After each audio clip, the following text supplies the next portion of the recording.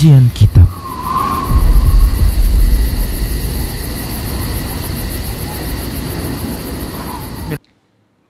Bismillah, assalamualaikum warahmatullahi wabarakatuh.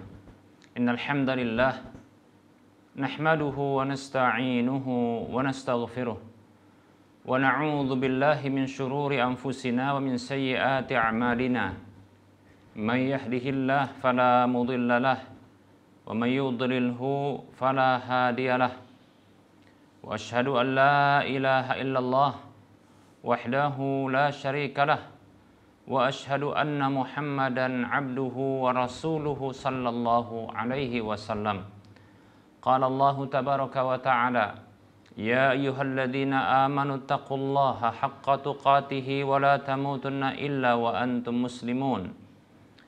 Ya ayyuhan nasu taqu rabbakumul ladzi khalaqakum min nafsin wahidah wa khalaqa minha zawjaha وبث منهما رجالا كثيرا ونساء واتقوا الله الذي تساءلون به والأرحام إن الله كان عليكم رقيبا يا أيها الذين آمنوا اتقوا الله وقولوا قولا سديدا يصلح لكم أعمالكم ويغفر لكم ذنوبكم ومن يطع الله ورسوله فقد فاز فوزا عظيما أما بعد فإن أصدق الحديث كتاب الله وخير الهدى هدى رسول الله صلى الله عليه وسلم وشر الأمور محدثاتها وكل محدثة بدعة وكل بدعة ضلالة وكل ضلالة في النار. Para pemirsa Rosyad TV dan para pendengar radio Medan Mengaji serta para pemirsa media-media sunnah yang turut serta menyiarkan kajian ini. Alhamdulillah, segala puji hanya untuk Allah atas semua nikmat-Nya. Salawat dan salam tak lupa kita ucapkan untuk Rasulullah sallallahu alaihi wasallam. Baik para hamba Allah rahimani wa rahimakumullah. Kita lanjutkan pembahasan fikih zakat dan masih membahas tentang zakat perniagaan yang ia merupakan turunan dari zakat naqdain, karena syarat-syaratnya sebagian besarnya adalah mengikuti zakat naqdain, yaitu zakat emas dan perak. Pada pertemuan yang terdahulu sudah kita sebutkan terkait dengan syarat-syarat zakat pada harta perniagaan, begitu juga kategori nisab di dalam harta yang diperdagangkan. Baik para hamba Allah rahimani wa rahimakumullah. Nah, berikut ini kita akan menyebutkan atau membahas tata cara mengeluarkan zakat perniagaan. Baik para hamba Allah rahimani wa rahimakumullah. Apabila telah tiba jatuh tempo pembayaran zakat, yaitu sudah masuk haulnya, jatuh tempo haulnya sudah 1 tahun, maka bagi para pedagang wajib bagi mereka untuk mengumpulkan harta walaupun dalam bentuk perhitungan, ya. Tidak harus maksudnya adalah mengumpulkan jadi satu tempat, tidak demikian, tapi maksudnya dalam data, ya, itu mengumpulkan keseluruhan dari harta tersebut, digabungkan semua harta yang diniagakan, yang diperdagangkan. Maka harta tersebut termasuk mencakup beberapa hal berikut ini. Yang pertama adalah modal, kemudian keuntungan, begitu juga barang-barang yang masih di gudang dalam penyimpanan,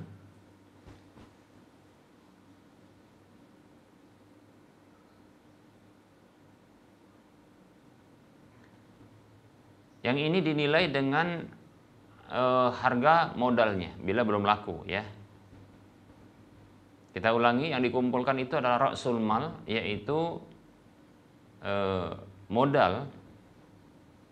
Kemudian kalau modal ini berarti sudah cair satu atau barang-barang yang sudah dijual, sehingga ada modal, ada keuntungan yang disebut dengan omset, ya, demikian.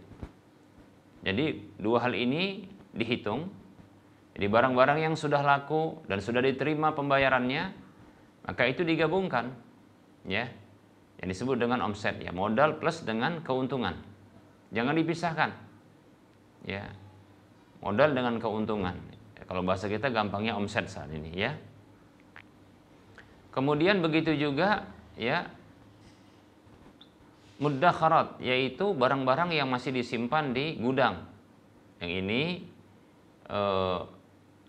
siap untuk diniagakan, diperjualbelikan, diperdagangkan. Dan itu dinilai dengan harga modalnya, bukan dengan harga jualnya, karena belum laku. Ya, ini ketika jatuh tempo, ya, jatuh tempo. Begitu juga berikutnya adalah, ya, ad-duyunul marjuwatul ada, yaitu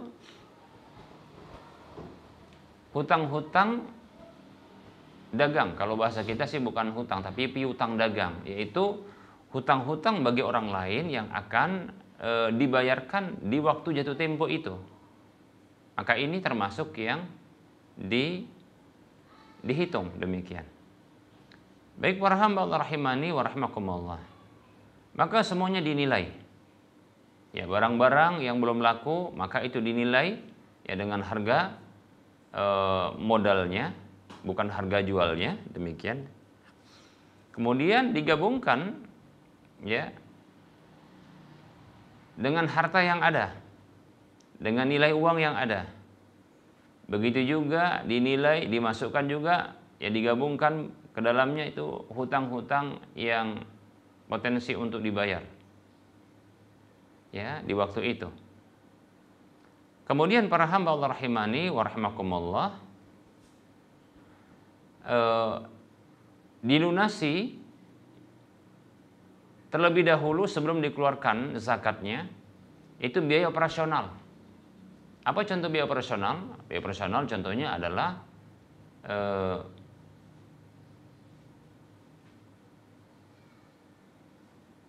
kita katakan biaya pekerja, yaitu gaji para pekerja. Gaji para pekerja. Kemudian begitu juga kalau seandainya itu di akhir tahun yang harus membayar sewa tempat, maka ini juga harus dikeluarkan sewa tempatnya. Demikian pula kalau seandainya ada hutang-hutang dagang. Hutang dagang ini maksudnya adalah pedagang tersebut punya hutang pada pihak lain yang harus dikeluarkan, ya, maka dikeluarkan terlebih dahulu, ya. Nah, seperti itu. Sebagaimana piutang dagang, yaitu orang lain yang punya hutang dan akan dibayarkan di waktu jatuh tempo tersebut, ya. Maka ini juga dihitung. Begitu juga dikeluarkan hutang dagang, tidak dihitung. Artinya dikeluarkan dari harta atau nilai uang yang sudah dikumpulkan, dikeluarkan, ya. Kita ulangi apa yang dikumpulkan dan dihitung. Yang masuk dihitung adalah omset yang terdiri dari modal plus dengan keuntungan dari barang-barang yang sudah laku, demikian. Kemudian adalah barang-barang yang masih dalam gudang yang belum laku, masih disimpan, ya. Maka ini dinilai dengan harga modalnya. Kemudian berikutnya adalah termasuk adalah hutang-hutang piutang-piutang dagang, yaitu orang lain yang punya hutang, ya, kepada sang pedagang tersebut yang ada potensi untuk dibayar di waktu jatuh tempo tersebut, jatuh tempo pembayaran zakat. Kemudian, ya,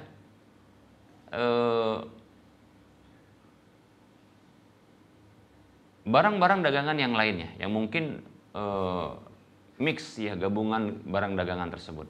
Baik. Nah, kemudian apa yang dikeluarkan ya sebelum dibayarkan zakat itu yaitu biaya operasional. Sewa gedung. Ya.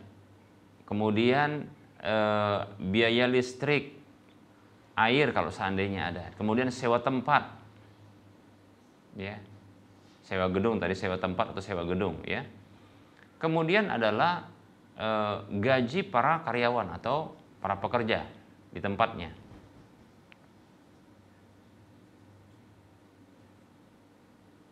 Dan seterusnya dari biaya-biaya yang memang harus dikeluarkan. Ya. Termasuk adalah hutang-hutang dagang, yaitu pedagang yang punya hutang kepada pihak luar yang sudah jatuh tempo, maka itu dibayarkan. Sisanya itu yang masih masuk dalam hitungan harta yang akan dizakati. Baik para hamba Allah rahimani warahmatullah. Nah, setelah semuanya ini sudah dihitung dan dikeluarkan, maka barulah ketika itu dikeluarkan 2,5% darinya. Ya, rubu'ul usyr, yaitu 2,5% atau 1/40. Ya. 1/40 ya dari total nilai yang ada. Demikian. Baik para hamba Allah rahimani wa rahimakumullah. Nah, ini pendapat jumhur ulama fikih ya. Dan ini yang disepakati juga oleh Imam Malik ya, untuk para pedagang yang dia ya sifatnya kontan, yaitu konstan, yaitu jual beli demikian, seperti itu.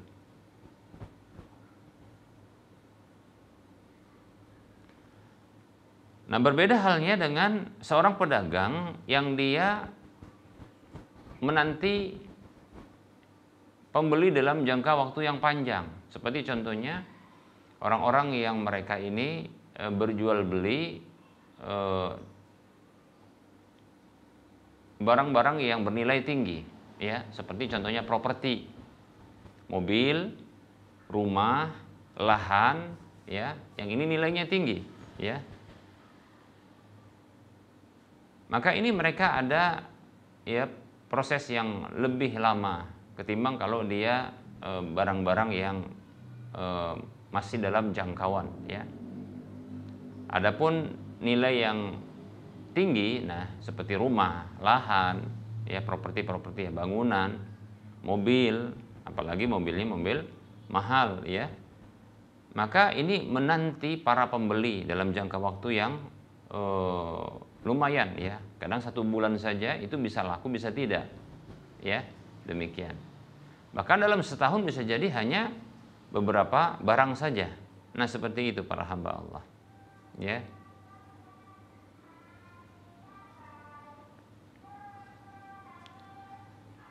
Begitu juga mungkin bagi orang yang mereka membeli emas dengan jumlah tinggi, jual beli emas ya. Dibeli emas mungkin di satu waktu dengan nilai yang dengan nilai tertentu ya, dengan jumlah yang besar mungkin sampai 1 kilo begitu ya, kiloan yang dibelinya. Kemudian nanti akan dijual ya dengan nilai yang ketika ya pasarnya sudah naik ya, harga di pasar sudah naik. Demikian para hamba Allah rahimani wa rahimakumullah.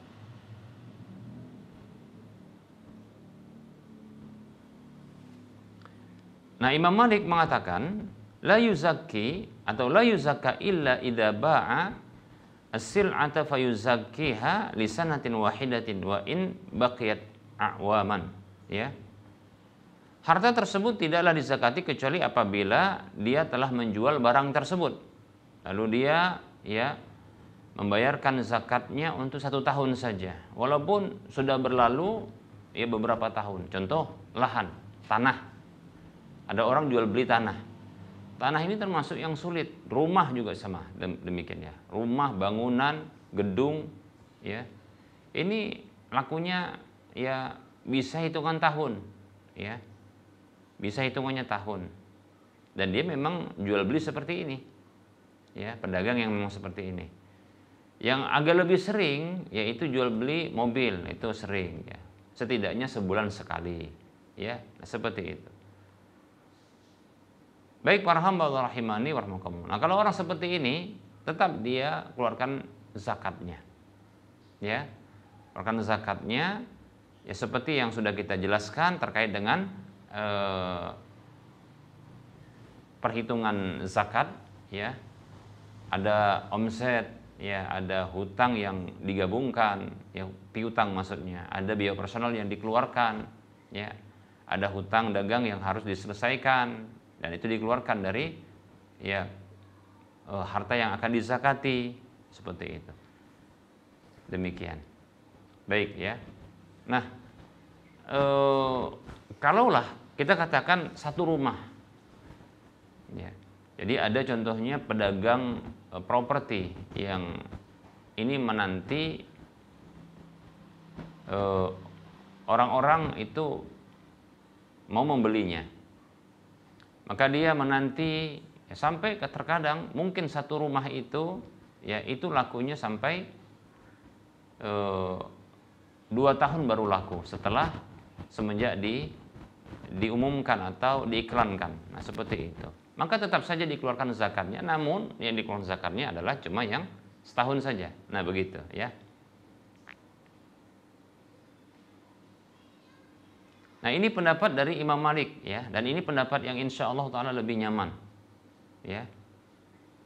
Jadi contohnya begini, ya. Ada orang pedagang properti rumah, katakanlah ya, dia bisnis rumah atau properti. Dia bangun, dia jual, dia bangun, dia jual, dia beli, dia bangun, kemudian dia jual. Ternyata lakunya sampai katakanlah 2 tahun. Ya. Maka untuk selama setahun yang belum laku itu tidak dikeluarkan zakatnya. Tapi ketika nanti laku baru dikeluarkan zakatnya, dan itu cuma 1 tahun saja. Jadi Imam Malik rahimahullah ya memisahkan ya model perniagaan atau jual beli antara pedagang yang menjual barang-barang yang lakunya rutin dengan yang jarang-jarang. Nah, seperti itu. Ya. Kalau dalam perhitungannya sama saja ya pendapat Imam Malik dengan pendapat jumhur ulama. Hanya saja beliau memisahkan, Imam Malik memisahkan ya antara pedagang yang ini lakunya rutin tiap hari atau katakanlah ya dalam beberapa hari baru laku, dengan yang ini ya masanya panjang, penantian yang panjang untuk laku. Ya. Apalagi modelnya seperti emas ya, dibeli di satu waktu yang diperkirakan murah ya, dengan jumlah tertentu katakan 1 kilo, nah, nanti baru tahun depan ya atau 2 tahun berikutnya nanti baru dijual, dan memang niatnya adalah untuk mendapatkan keuntungan 1 kilo yang dijualnya ya, dibeli dengan harga tertentu, kemudian nanti dijual katakanlah setahun berikutnya ya, atau 2 tahun berikutnya. Maka yang seperti ini para hamba Allah rahimani rahimakumullah memang boleh ya. Boleh, tapi untuk kewajiban zakatnya ya wallahu taala alam ini kalau menurut Imam Malik, kalau emas memang tiap tahun ya, tapi kalau dia katakanlah barang-barang yang lain, katakanlah ini bukan emas ya, kita kita ganti kasusnya. Kalau emas itu tetap dia tiap tahun ya. Katakanlah contohnya berlian, ya, atau logam-logam mulia yang lainnya selain emas dan perak, yang ini bukan tiap tahun. Yang sebenarnya pada barang ini itu tidak ada zakat, tapi karena diniagakan, dijual belikan, diperdagangkan, maka ada zakatnya. Hanya saja ini menanti waktu dia naik harganya. Nah, seperti itu, ya. Maka insya Allah taala tidak mengapa. Ya, insya Allah taala tidak mengapa. Adapun setahun yang belum laku barang tersebut itu maka tidaklah dikeluarkan zakatnya. Ini menurut pendapat Imam Malik wallahu taala alam.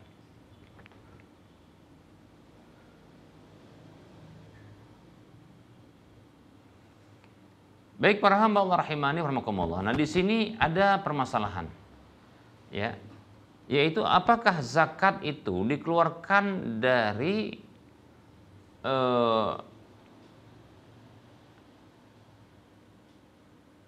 barangnya.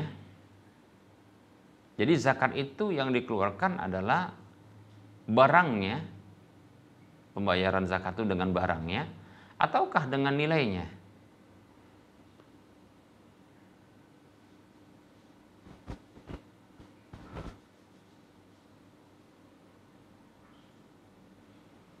Baik para hamba Allah rahimani warahmatullah.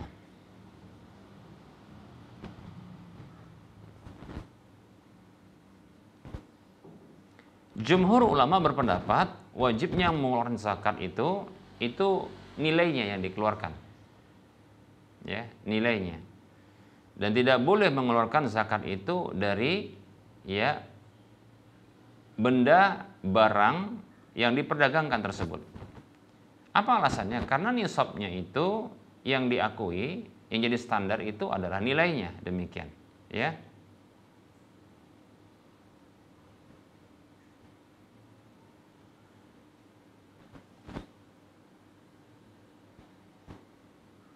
Maka zakat itu dari nilainya, bukan dari bendanya. Ya, itu maka diposisikan seperti ya harta-harta yang lainnya, demikian. Apa tadi alasannya? Alasannya karena perhitungan nisabnya ya, itu dengan nilainya, ya, bukan dengan bendanya. Nah, seperti itu. Beda kalau contohnya peternakan. Kalau ternak itu kan jumlahnya, jumlah benda barangnya itu, yaitu hewannya. Nah, seperti itu. Ya, demikian. Nah, kalau ini nilai, ya. Adapun Imam Abu Hanifah dan Imam Asy-Syafi'i, Imam Syafi'i di salah satu dari pendapat beliau, ya, bahwasanya pedagang itu, ya, diberikan pilihan untuk memilih antara mengeluarkan, ya, barangnya, membayar dengan barang atau dengan nilainya, demikian.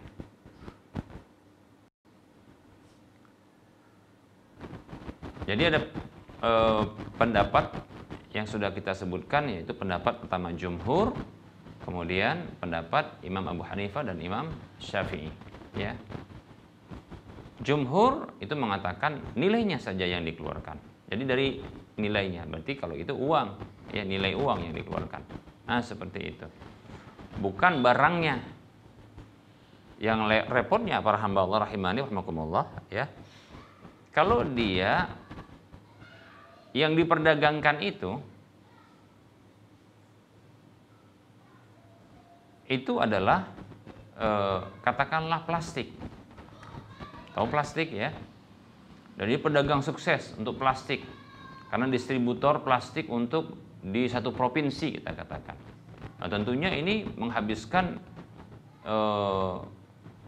jumlah tontonan plastik untuk satu bulannya saja, bisa jadi demikian, apalagi tahunan, kan begitu. Kan nggak mungkin, ya, dibayar itu dengan plastik. Nah, gitu ya. Jadi orang miskin datang dibayar pakai plastik. Ya, orang miskin itu bisa makan plastik, ya gimana itu, ya? Nggak butuh dia plastik sebenarnya untuk menutupi rasa lapar dia, ya. Yang penting apa yang ada dalam plastik itu nantinya. Nah, seperti itu, ya. Itu contoh saja, ya. Adapun Imam Abu Hanifah dan Imam Asy-Syafi'i tadi pendapatnya ini pilihan, ya. Silahkan memilih, ya. Dan Syekhul Islam Ibnu Taimiyah rahimahullah taala, beliau merinci, ya,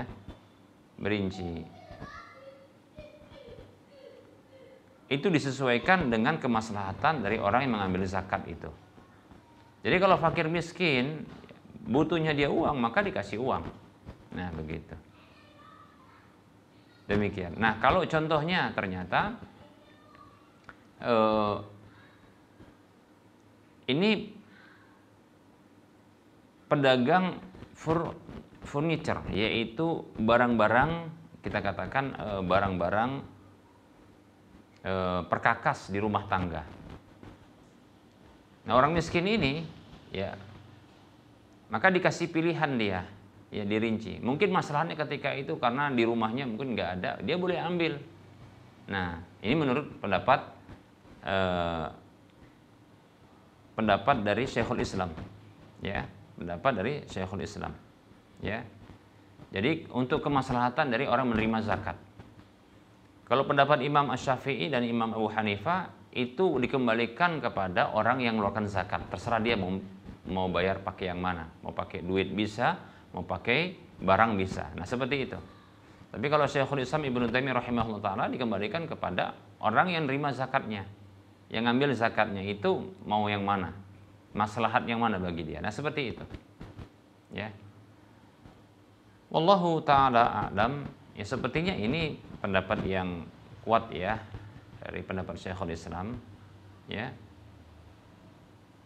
Artinya tidak melarang secara totalitas untuk membayar zakat dengan barang, ya.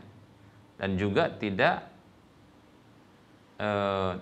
menolak untuk membayar zakat dengan uang, demikian. Nah, seperti itu karena memang nilainya. Nah, ini dikembalikan kepada pihak, ya, kemaslahatan dari pihak menerima zakat. Demikian para hamba Allah rahimani wa rahimakumullah. Baik, ya. Nah, selesai pembahasan zakat perniagaan. Nah, baik. Nah, kita coba untuk memberikan contoh simulasi. Contoh nih ya.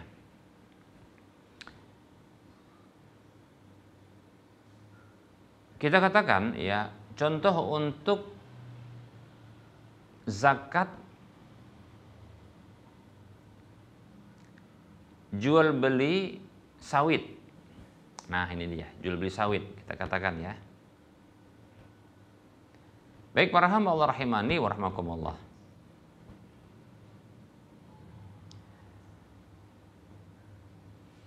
Ada pekebun sawit, kita katakan ya, pekebun sawit ini punya sampai katakanlah puluhan hektar, ya.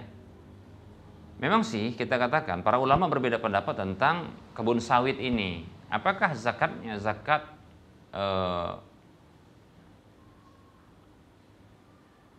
pertanian dan buah-buahan dikenakan kepadanya, ataukah dia zakat perniagaan? Kalau saya pribadi condong ya, zakat pertanian dan buah-buahan itu hanya berlaku untuk ya pertanian dan buah-buahan yang ada di zaman Nabi dahulu, kemudian dikiaskan kepada ya bahan makanan pokok. Seperti kita katakan ya beras, ya. Kalau gandum sudah memang ada, itu asalnya. Jagung juga demikian. Maka dikenakan zakat, ya. Tapi selain itu, maka wallahu ta'ala alam itu tidak dikeluarkan zakat pertanian dan buah-buahan. Zakatnya dengan pertanian atau buah-buahan, tapi dikeluarkan zakat perniagaan karena akan dijual. Demikian. Jadi saya condong kalau sawit itu adalah ya itu bayar zakatnya dengan zakat perniagaan. Baik, setahu saya untuk sawit ini itu ada 2 kali panen dalam sebulan, ya. Dalam sebulan dia 2 kali panen. Kita katakan ya dalam 1 bulan ya dalam sekali panen dia mendapatkan, kita katakan ya, karena tadi sampai puluhan hektar ya, maka dia dapatkan sampai satu kali panen itu masih kotor, kita katakan ya, itu sekitar 20 juta ya, sekali panen 20 juta itu uang ketika dijual ya, dapat kotor seperti itu. Itu belum dikeluarkan ya nanti biaya dodosnya, biaya pupuknya, demikian. Nah, seperti itu ya. Untuk setengah bulan berikutnya panen lagi sekitar 20 juta. Dan rata-rata seperti itu. Kita katakan dalam setahun begitu. Berarti 20 juta dikali 2 dalam sebulan dikali 12. Ya. Demikian. Ya, kalau 20 juta dikalikan 24 lah begitu supaya mudah. Ya. Maka 24 dikalikan ya 20. juta. Berarti ada sekitar 480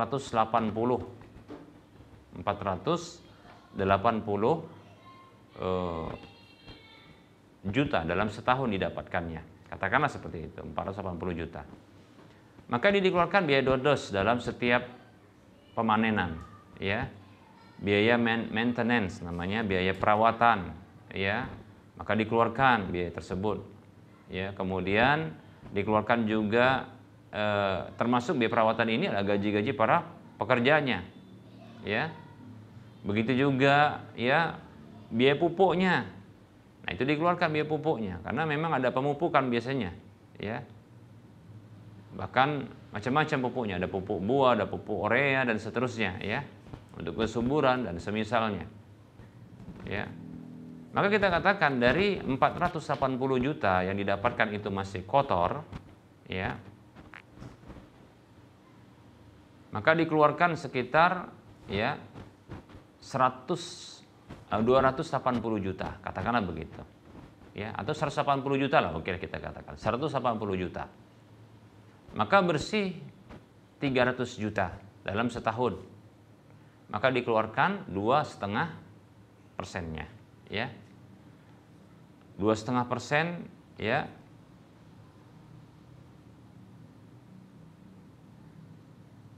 Dari 300 juta. Sekitar 7.500.000. Maka ini yang wajib untuk dikeluarkan. 7.500.000.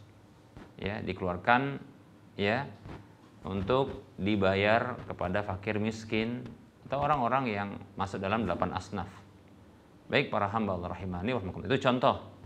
Ya, itu contoh demikian. Baik, ini tentunya dibayarkan ketika di akhir tahun ya atau di akhir haulnya. Baik para hamba Allah rahimani wa rahmakumullah. Ini contoh saja ya yang bisa kita jelaskan ya, satu contoh simulasi itu contohnya ya.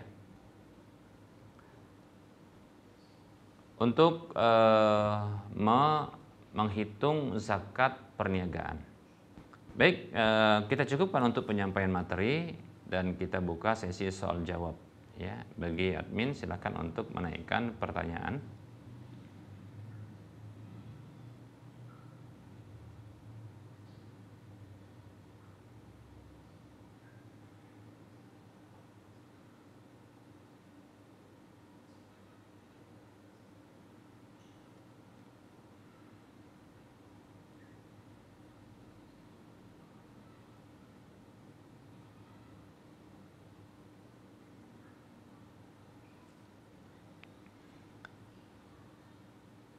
Baik, di sini ada pertanyaan. Bismillah, assalamualaikum Ustadz, izin bertanya.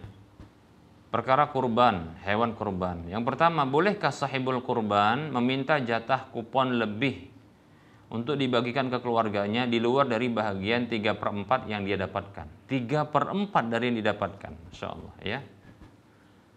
Kemudian yang kedua,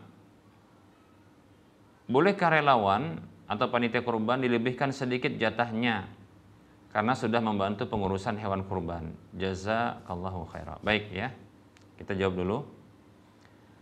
Bismillah, waalaikumsalam warahmatullahi wabarakatuh.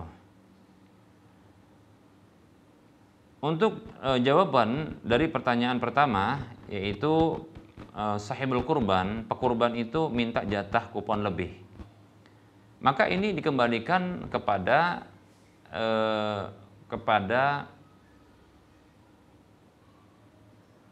aturan yang diberlakukan ya di satu kepanitiaan kurban. Nah, seperti itu. Asalnya ya boleh saja. Asalnya boleh saja. Hanya saja kita katakan ketika dia sudah mewakilkan ya, ketika dia sudah mewakilkan penyembelihan kurban itu kepada satu panitia kurban, maka di sini aturan-aturan yang berlaku itu diikuti supaya tidak merusak ya, tidak merusak SOP kepanitiaan kurban tersebut. Karena memang tidak dipaksa untuk ikut ya di kepanitiaan kurban tersebut. Memang betul bahwasanya panitia kurban itu yaitu adalah perwakilan, dan wakil itu yaitu mengikuti dari wakilnya, ya orang yang mewakilkan, ya. Tasarruful wakil manutun biidnil muwakil, yaitu kewenangan dari wakil, sang wakil itu mengikuti atau diikat dengan izin dari orang yang mewakilkan. Nah, permasalahannya adalah ya panitia kurban itu punya aturan yang ini baku, dan ini supaya terkesan adil, ya. Maka di sini harus diberlakukan ya taat aturan pada SOP panitia kurban, dan tidak dilarang untuk dan tidak dipaksa untuk ikut ya berkurban di satu kepanitiaan, tidak. Makanya kalau kita mau berkurban di satu kepanitiaan kurban, maka hendaknya kita harus tahu apa saja SOP-nya. Demikian ya. Sehingga nanti ya tidak berbenturan. Karena nanti kalau sudah masuk di satu kepanitiaan dan kita mewakilkan di sana kepada mereka, nah itu ada aturan yang diberlakukan, ya, yang terkadang berbeda tipis saja dari satu panitia kepada panitia yang lain, itu beda-beda tipis, ya. Dalil yang mengikat hal tersebut adalah hadis Nabi SAW, al-muslimuna ala syurutihim. Orang-orang Islam itu berada di atas ya kesepakatan yang telah mereka sepakati, ya, syarat-syarat yang telah mereka sepakati. Oleh karenanya ketahui dulu ya SOP-nya. Boleh nggak kira-kira untuk meminta jatah lebih? Ya kalau sudah ditetapkan dan tidak diberi, maka jangan marah. Makanya tanya dulu, boleh nggak kalau saya ikut kurban di panitia ini, saya nanti minta lebih dari jatah saya. Kalau tidak dikasih, maka silakan untuk mundur, tidak masalah, karena tidak dipaksa. Ya. Mengapa demikian? Mengapa harus diikuti SOP? Yang pertama tadi dalil tadi, al-muslimuna ala syurutihim. Ya, seorang muslim itu, orang-orang Islam itu berada di atas syarat-syarat yang mereka sepakati. Demikian. Kemudian yang kedua, panitia kurban itu dalam distribusinya sudah memandang juga untuk kemaslahatan orang banyak. Untuk dibagikan sekian seperti itu. Jadi sudah sampai ke tahap distribusinya mereka pikirkan untuk kemaslahatan ya kaum muslimin. Sehingga kalau ini nanti diganggu gugat, nah ini yang akan mengakibatkan ya kacau. Kalau contohnya satu pekurban diberikan demikian, nah ini akan bergejolak sehingga para pekurban yang lain pun akan menuntut hal yang sama. Nah, kan jadi repot. Aslinya boleh. Tapi permasalahannya kalau panitia kurban tidak membolehkan, itu bukan berarti itu menentang dalil, bukan. Karena urusan maslahat dan tidak dipaksa juga untuk ikut di sana. Maka silakan ikuti satu panitia kurban ya yang itu sekiranya ya itu bisa memenuhi aspirasi kita sebagai sahibul kurban, seperti itu ya. Wallahu taala alam. Kemudian untuk jawaban pertanyaan yang kedua, yaitu panitia kurban atau relawan itu mendapatkan jatah tambahan, ya, dilebihkan sedikit. Boleh tidak? Jawabannya dirinci. Ya, apabila di satu wilayah relawan dan panitia kurban ini itu mendapatkan fee di satu wilayah itu. Dan menjadi kebiasaan bagi mereka di tempat tersebut itu dapat fee ya. Dapat kompensasi atas pekerjaan mereka yang bantu-bantu ya dalam penyelesaian kurban ini, pengurusan kurban ini ya. Ini ada fee-nya, ada kompensasi berupa uang, upahnya. Maka ya tambahan jatah kurban ini bisa terhitung dari fee tersebut. Nah, ini terhitung sebagai bentuk ya jual beli hewan kurban, itu tidak boleh. Ya, tidak boleh kalau demikian. Tapi kalau seandainya di satu wilayah tersebut itu tidak diberlakukan pemberian upah kepada ya para panitia atau relawan yang ngurusin hewan kurban, mulai menyembelih sampai nanti sampai nanti pembahagian, itu nggak digaji mereka, tidak ada gajinya. Maka untuk dilebihkan kebijakan dari panitia untuk melebihkan, maka ini tidak mengapa. Dan itu bukan dianggap sebagai pembayarannya, karena memang di tempat tersebut tidak diberlakukan pembayaran atas apa? Atas pekerjaan itu. Terus kok dilebihkan? Ya dilebihkan itu hanya sebagai bentuk hadiah saja, murni hadiah. Ya. Nah, seperti itu. Ya, wallahu taala alam.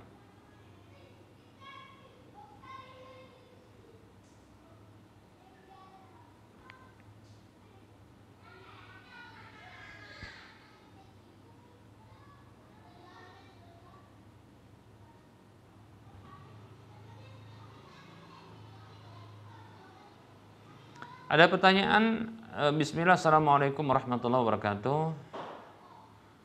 Afwan Ustaz mau bertanya, ada kasus seperti ini.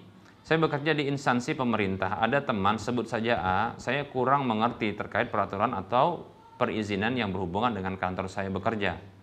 Teman saya tersebut minta saya menjadi konsultannya.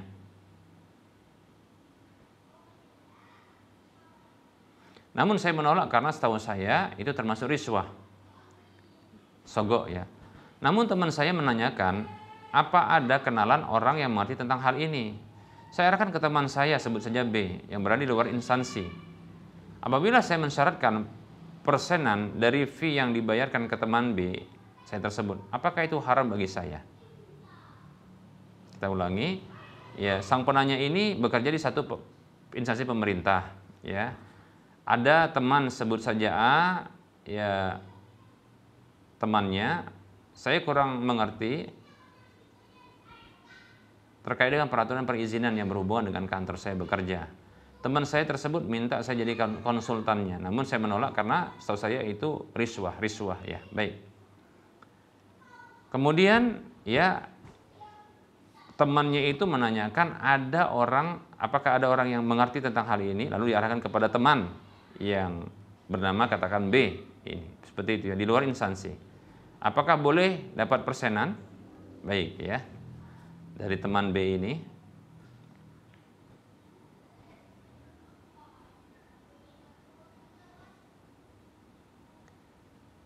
Bismillahirrahmanirrahim. Waalaikumsalam warahmatullahi wabarakatuh. Semoga Allah Subhanahu wa taala memberikan rezeki yang halal lagi baik kepada kita, amin ya rabbal alamin. Baik, pertanyaan ini belum saya pahami secara total atau utuh ya, karena teman yang bernama A tadi, nah itu apakah masih dalam instansi yang sama ataukah tidak. Kemudian tadi ya ketika diminta jadi konsultannya, ini kok kenapa disebut dengan riswah. Nah, jadi saya belum dapatkan ya hubungannya, alasannya demikian. Ya. Baik ya. Nah, namun ternyata diarahkan ini kepada pihak lain yang di luar instansi. Yang di luar instansi tersebut ya itu yang ditunjuk menjadi konsultan untuk pekerjaan dari temannya tersebut. Ya, teman tersebut. Lalu diminta persennya dari fee tersebut, ya, persen dari fee. Apakah boleh seperti ini? Saya rinci, bila sang penanya, ya, ini memang tugasnya adalah mencari orang, tugas lalu dapat gaji dari tugas itu adalah mencari orang untuk mencarikan konsultan bagi teman ini, ya, atau orang yang semisal teman ini. Itu memang pekerjaannya yang dengan itu dia dapat gaji. Maka nggak boleh dapat persentase, ya, dapat fee dari upaya mencari pihak lain sebagai konsultan, ya, demikian. Tapi ya, kenapa pertanyaannya, kenapa kok tak boleh? Karena itu termasuk ghulul, harta khianat. Hadayal ummali ghululun, ya kata Rasulullah dalam hadis riwayat Ahmad, ya. Hadiah-hadiah kepada para pekerja itu adalah ghulul, harta khianat, yaitu pekerja yang dengan pekerjaan itu dia dapat gaji. Tapi kalau contoh, ya, kalau contoh dari pekerjaan yang digeluti saat ini itu tidak ada, ya, kaitannya dengan mencari tenaga konsultan untuk temannya tersebut, lalu minta persentase, ya, dari fee-nya. Jawabannya boleh, tapi dia harus jelas dan tidak berterusan, ya. Fee-nya harus jelas, jumlahnya jelas, dan dia tidak berterusan, ya, tidak berterusan. Boleh yang seperti itu, dengan syarat tadi bukan memang pekerjaannya seperti itu untuk mencarikan konsultan. Kemudian syaratnya upahnya tersebut itu harus jelas, ya, upah yang didapatkan, persentasenya itu harus jelas, ya, berapa dia upah yang didapatkan, nilainya berapa, dan itu tidak boleh berterusan, ya. Dari gajinya sekian sekian sekian, maka ini jadi nggak jelas kalau seperti itu, ya. Kemudian berapa tahun, ya, demikian. Ini harus jelas. Katakanlah kalau saya carikan, tapi untuk saya dapat sekian, ya, boleh katanya. Oke, sekian itu udah jelas, nanti diberikan, selesai. Demikian, ya. Wallahu ta'ala alam wa anta fajazakallahu khairah.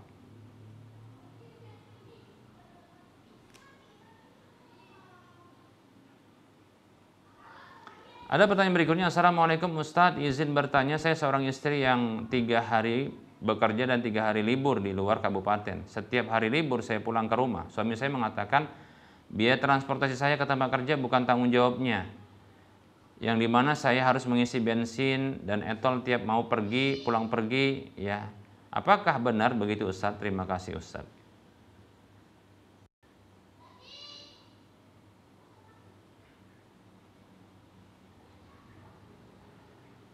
Bismillahirrahmanirrahim. Waalaikumsalam warahmatullahi wabarakatuh. Seorang istri tidak berkewajiban untuk mencari nafkah. Apabila seorang istri dia ingin bekerja di luar rumah, ya, atau dalam rumah, dia wajib minta izin kepada kepada suaminya. Bila sang suami izin, maka boleh baginya untuk, ya, untuk bekerja, ya. Adapun kalau bekerja keluar wilayah, itu wajib didampingi oleh mahram atau suami. Nah, seperti itu. Kata Nabi SAW, la tusafiril mar'atu illa ma'adhi mahramin.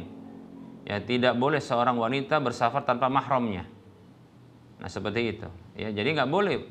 Ya, ini hadis riwayat Bukhari, tidak boleh itu kata Nabi bersafar tanpa mahram. Karena nggak wajib bagi, ya, sang istri untuk mencari nafkah. Demikian. Apalagi sudah ditanggung sama sang suami. Maka ketika dia bersafar, itu wajib pakai mahram, ada mahramnya atau ada suaminya bersamanya, demikian. Betul bahwasanya biaya transportasi, ya, pulang pergi, ya, itu bukan tanggung jawab dari sang suami, betul, bukan.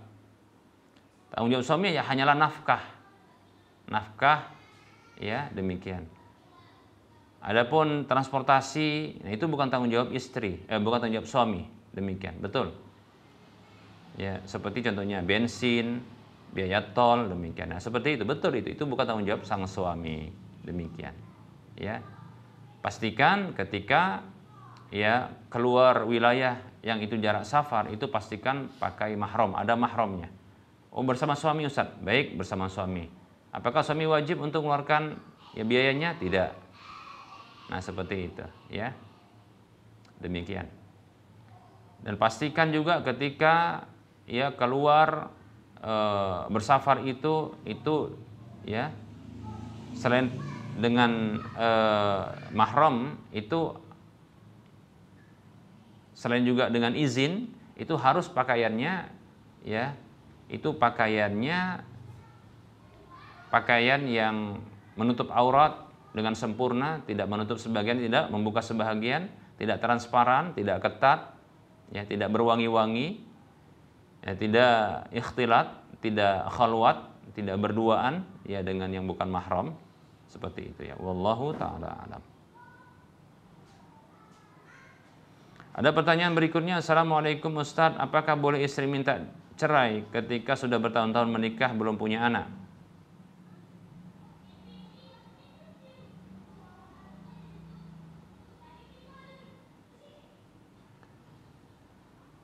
Bismillah, waalaikumsalam warahmatullahi wabarakatuh. Semoga Allah Subhanahu wa taala berikan kepada kita rumah tangga yang sakinah, mawaddah, warahmah, dan diberikan pasangan hidup yang memiliki kesolehan dan ketaatan kepada Allah dan Rasul-Nya. Amin ya rabbal alamin.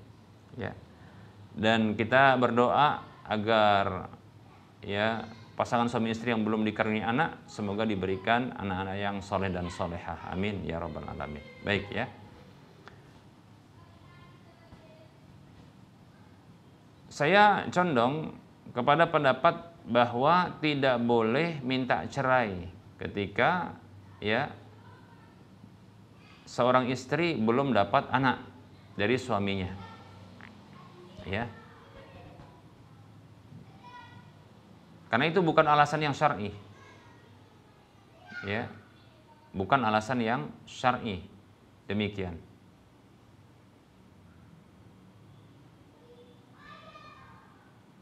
Saya khawatir nanti yang seperti ini jatuh kepada ancaman Nabi SAW. Ayyuma imra'atin sa'alat zaujaha at-talaqa min ghairi ma ba'sin fa haramun 'alaiha raihatul jannah. Hadis riwayat Ibnu Majah. Kata Nabi SAW, wanita mana saja yang minta cerai dari suaminya tanpa alasan yang dibenarkan, maka haram baginya aroma surga. Nah, seperti itu. Ini khawatir masuk dalam ancaman ini karena nggak dibenarkan. Ya bisa jadi kan suami masih sayang, demikian. Ya untuk masalah anak bisa solusinya adalah dengan mungkin suami menikah lagi atau mengadopsi anak. Nah seperti itu. Mengadopsi anak. Nah seperti itu ya. Wallahu ta'ala a'lam. Baik para hamba Allah rahimani rahimakumullah, barangkali ini materi yang bisa kita sampaikan pada pertemuan kali ini. Mohon maaf atas segala kekurangan ya. Tentunya dalam penyampaian ini ada kesalahan dan kekurangan, kepada Allah saya mohon ampun, dan kepada para pemirsa dan para pendengar saya mohon maaf. Sebelum kita mengakhiri perjumpaan, seperti biasa kita berikan motivasi untuk berdonasi turut serta membangun Masjid Al-Muwahhidin. Lebih-lebih ini ya di hari-hari di mana amal-amal soleh itu paling dicintai oleh Allah SWT, paling besar pahalanya, kemudian paling suci di sisi Allah ya. Ayo mari kita bantu Masjid Al-Muwahhidin untuk bisa menyelesaikan atau merampungkan pembangunannya ya. Ketahui Masjid Al-Muwahhidin ini sudah dimanfaatkan untuk salat 5 waktu, demikian pula untuk kajian-kajian. Jadi kalau kita ingin dapat pahala ya satu rumah di surga, pahala minimalnya 700 kali lipatnya, dan mengalir pahala tersebut, ayo kita transfer ke nomor rekening Bank Syariah Indonesia di nomor ya 5544332278 atas nama Yayasan Cahaya Tauhid Medan. Semoga Anda termotivasi dan semoga bermanfaat. Mohon maaf atas segala kekurangan, kita ketemu lagi di lain kesempatan. Wassalamualaikum warahmatullahi wabarakatuh. Subhanakallahumma wa bihamdika asyhadu an la ilaha illa anta astaghfiruka wa atubu ilaika walhamdulillahirabbil alamin. Wassalamualaikum warahmatullahi wabarakatuh.